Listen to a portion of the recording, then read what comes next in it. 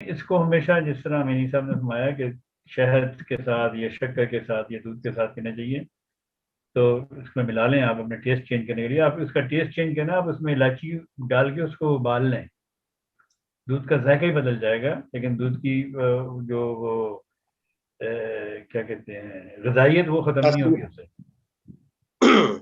तो जिस तरह, लेकिन आप अगर आप उसमें वो काकाओ डाल के पियेंगे तो मुख्तलिफ चीज़ें इस तरह करके पियेंगे, फिर आप वो काकाओ पी रहे हैं, आप दूध नहीं पी रहे।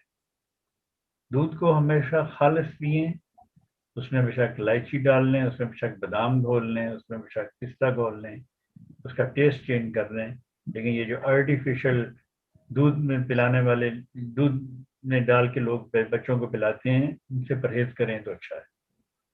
तो यही एक आजिज़ाना दरख्वास्त है कि अपने बच्चों को, अपनी आइंदा नस्ल को अगर आपने सेहतमंद रखना है तो आपको अपनी आदत को चेंज करना पड़ेगा।